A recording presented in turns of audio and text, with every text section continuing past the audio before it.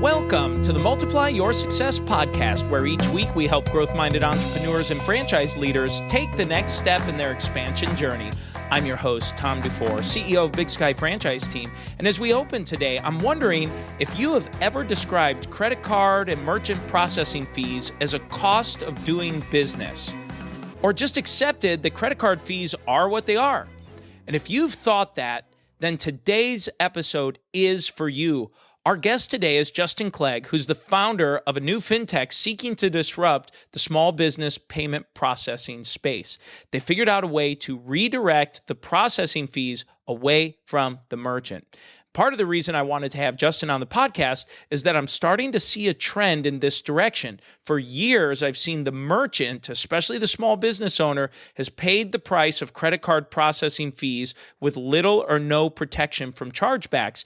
And I'm starting to see this trend now of businesses and other processing organizations that are starting to redirect those fees, or some, maybe not all of them, but some of them back to the consumer. So let's go ahead and jump into my interview with Justin Clegg. Thanks, Tom, for having me on the show. I'm Justin Clegg, founder and CEO of AllSet, a fintech startup based out of Utah. Great. Well, thanks for being here, Justin. One of the things that stood out to me right away that I'd love to just jump into is talking this idea of conversational commerce that came up. That really stuck out to me. So I'd love for you to talk about what is it, and then we can continue the conversation from there. Yeah, great question. AllSet is a business that offers conversational texting that has a fintech business model. And so we define conversational commerce as really the ability to transact and make purchases, open customers' wallets, all through preferred messaging channels. So we're very bullish on SMS as a ubiquitous channel. Everybody's got a phone, independent of whether it's a smartphone or a non-smartphone. SMS is something that everybody is familiar with and comfortable with and knows how to use. It doesn't require an app to download. You don't have to learn a new UI. And so we leverage SMS. We power, tens of thousands of concurrent messages to be able to help businesses better run their business and grow with their customers. So we're excited about conversational commerce. There's really a lot of developing areas. It's a bit of a green field. Whether that's disciplines like natural language processing or entity extraction, you can learn a lot and do a lot with sort of conversational AI and conversational messaging. And that's a big part of our platform and about our company today. Great. So how does a platform like yours then and help enable this conversational commerce, especially for a small business? I'm thinking of a guy out in the field who's trying to text message from his phone and communicate. There are all of these text message threads going back and forth. How do you help kind of manage and organize all of that? Yeah, good question. So AllSet simplifies text message payments and text message invoicing. So we handle the ability, and we help businesses generate and create payment links that can then be sent and automated to their customers. And the experience is really simple and delightful. As a customer, if you've recently received a service, you'll get a text that's powered by AllSet. You'll open up the link. You'll tap the link. It will show you a secure checkout page. You'll enter your card info, which is stored securely, and you can complete the payment right there on the spot. So we're displacing the status quo of cash checks. We often see Venmo or peer-to-peer payment apps like Zelle. And, more important is thinking about the fees that are associated with credit cards. And businesses today are really struggling with excessive credit card fees, which we're eating, from their margins. And AllSet is offering zero-cost payment processing. So we're able to redirect those fees in a compliant way across all 50 states. So it's the most simple payment experience through text without the fees. And that's kind of our main value proposition today. Yeah, that's incredible. So in terms of those fees and managing that, anyone tuning in, hopefully that caught their attention, because as a business leader, we all face those credit card fees that we just all automatically assume, depending on your volume, that it's going to be 2.5 to 3.5% of your sale going out the door, no matter what. And so without getting into all I'm sure there are a lot of technical details into it. How does that all work? Because someone's probably thinking, well, that sounds too good to be true, Justin. So help overcome that. Sure. The technical term is a fee redirect. So when a merchant creates a text message invoice, we take that fee, which we define as kind of a convenience fee, and we're actually able to pass that on to the client. Now, there's certainly rules and regulations on which states this applies to, but we give the client the opportunity to choose their payment method, whether that's credit, debit, or ACH. And then they'll also take on that convenience fee, which ends up saving the merchant, tens to hundreds of thousands of dollars per year. For a business that's doing $1 million a year in annual revenue, they're typically looking at $30,000 to $40,000 in credit card fees, which we can help offset by passing those to the clients that they're servicing. And then we also have flexibility in terms of waiving those fees altogether, or splitting them 50-50 or 75-20, and making it just very flexible.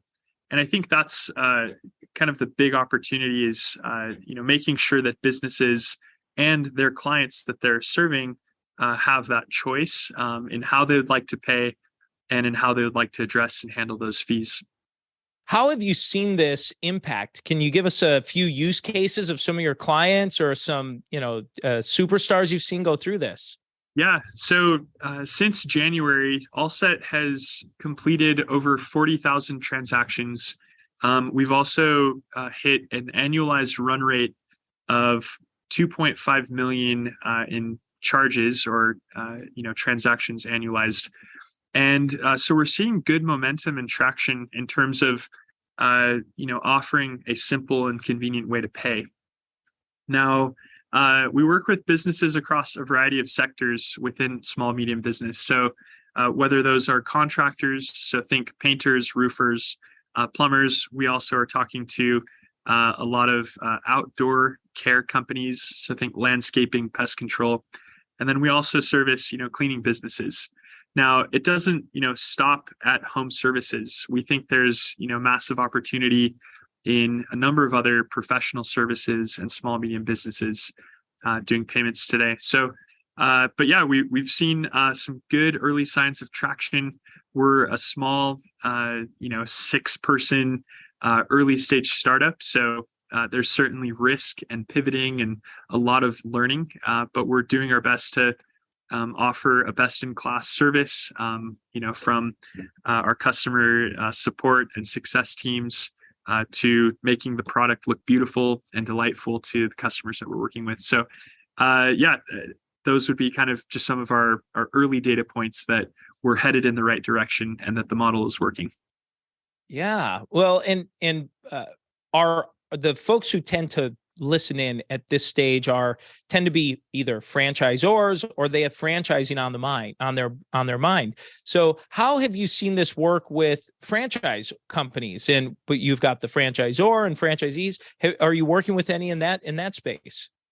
Yeah, we do. So we have businesses we've worked with that we'll call internally multi-location. So 100 plus locations or 100 plus franchises. So whether that's, a pest control company, a cleaning franchise, and what we're doing is, effectively collaborating very closely with, the lead or sort of with the corporate arm of the franchise to help them understand some of the tools and technology gaps that they may be experiencing.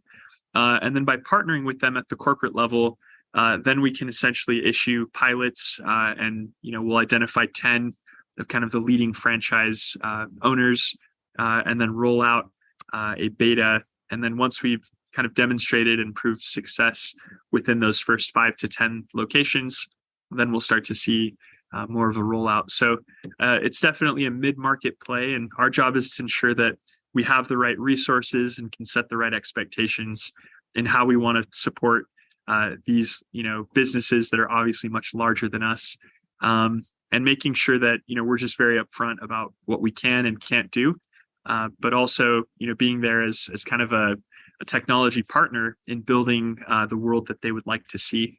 So those are opportunities and conversations that are actively in place that we're seeing today. Yeah, well, I would think based on the size that you described your organization at, that it really is more like a partnership and working with these folks. You're small and nimble and able to adjust with changing trends that sometimes maybe happen daily or monthly, very frequent changes that are occurring. So I think that's a value add, I would imagine, for your clients and customers you're working with. Definitely. Yeah. And, we're experts in, handling communications. We're experts in understanding really a lot of the laws and regulation around the handling of fees as it, relates to credit card payments and processing. So a lot of things are changing. Being a fintech company, I think certainly creates a lot of expectation around, how security is handled, how, people's money is handled.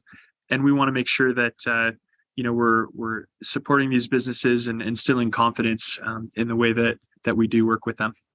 Yeah. Well, Justin, this is a great time for us to make a transition in the show where we ask every guest the same 4 questions before they go. And the first question is, have you had a miss or two in your career and something you learned from it? Yes, plenty of misses. I think a big one in 2017, there was a fintech company in Utah that gave me an opportunity to come and work with their team. They were very small, and I looked at fintech and I said, that I don't know if that is as exciting of an opportunity for me at this time.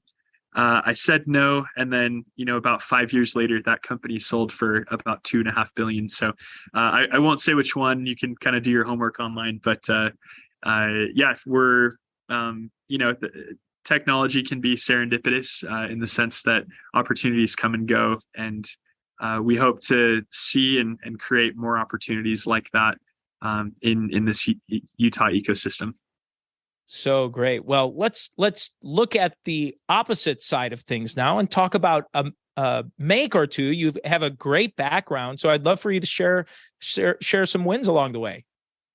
Sure. I'd like to think, I put myself in a position in Silicon Valley, where we're at the forefront of on-demand delivery. And so I had early exposure to businesses that were thinking about on-demand delivery over text messaging, and spent a lot of time thinking about, how to recruit drivers and poach them from companies like Uber and Lyft, and essentially help them deliver products instead of people. And being at the forefront of that circa 2015, 2016, I think really set an interesting pace and precedent for what we now have today is, businesses like DoorDash and Instacart and Uber Eats, among, countless other delivery services. So learned a lot in that space. And, on-demand delivery is labor intensive. It's low margin. And I think, there's just as many exciting opportunities in messaging as that develops, as well as payments and fintech. So that's been kind of a good career learning and insight, but lots ahead and lots to learn.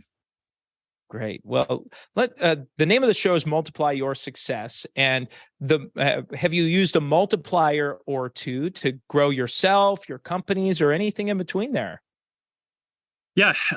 Being a founder is a lonely journey. And there's certainly a weight of leadership that, myself and my leadership team, I think all feel in ensuring, success and a positive outcome for our investors and folks who have spent a lot of time in us and in kind of what we're building.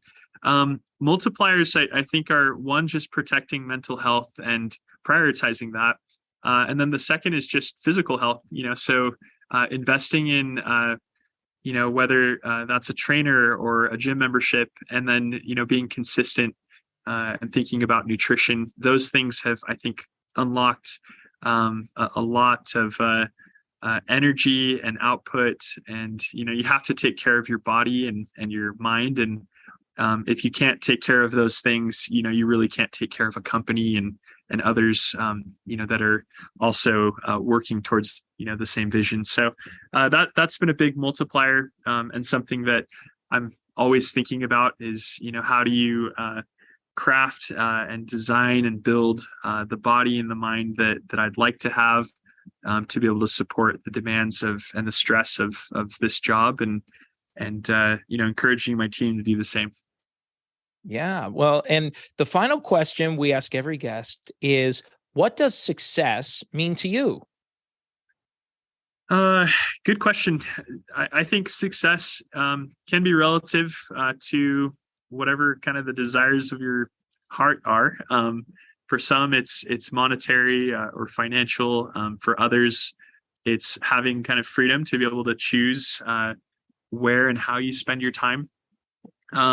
And I think personally, success for me, I think really evolves a lot around family and time with family and building a family. And I think that truly is one of the most important things. And so I think there's, success to me is, did I develop good relationships with family and friends? Was I able to leave people better? And then, can you create economic impact and, sort of whether that's generational wealth or job creation. It's less about headcount, and I think just more about the impact on, what this company or any other future companies had on people, their livelihoods, and creating favorable economic conditions. And so we feel really lucky to, I think, be in an ecosystem where we can start companies. I think the tools and resources that are available now are exciting. It's not hard to start a company. It's really hard to execute and find problems that people are willing to pay for, and then scaling. So we have a lot to learn in those areas. But yeah, I'd probably just summarize that as success being defined as, being a good person, having a framework that, leaves people better, and then focusing on family. And those are some areas that are important to me right now.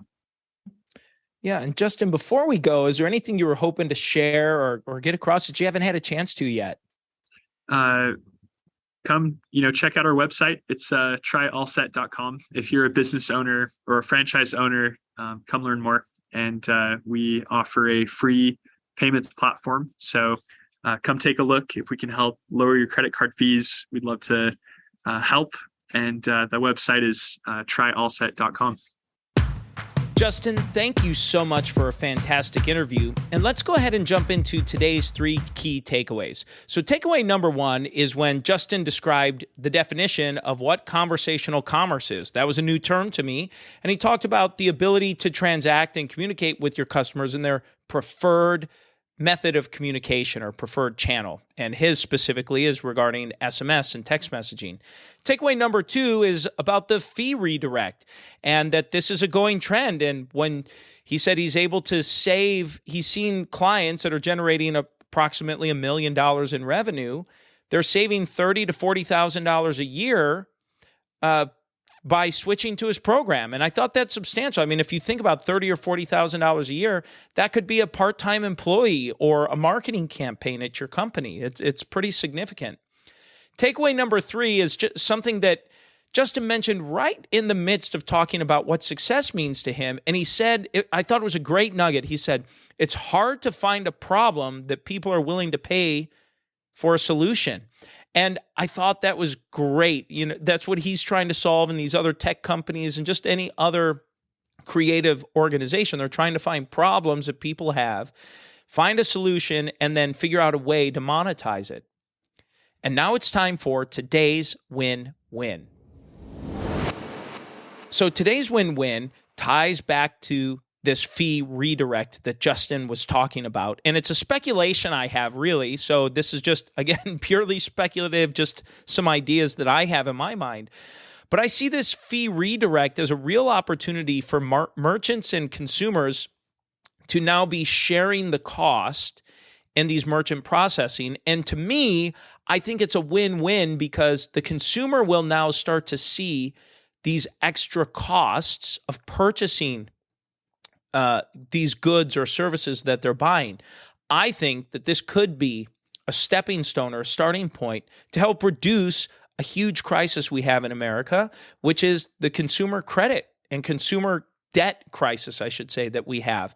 And so from an altruistic stance, I view this as an opportunity to maybe put in view of the general consumer to see the cost of that merchant fee and maybe cause them to not use credit card and force them to use a direct, more cash-like transaction through maybe an ACH or cash on hand, which may reduce them expanding the debt that they currently have or maybe even reducing it. So that's my win-win for today. And so that's the episode today, folks. Please make sure you subscribe to the podcast and give us a review. And remember, if you or anyone you know might be ready to franchise their business, take their franchise company to the next level, please connect with us at bigskyfranchiseteam.com. Thanks for tuning in, and we look forward to having you back next week.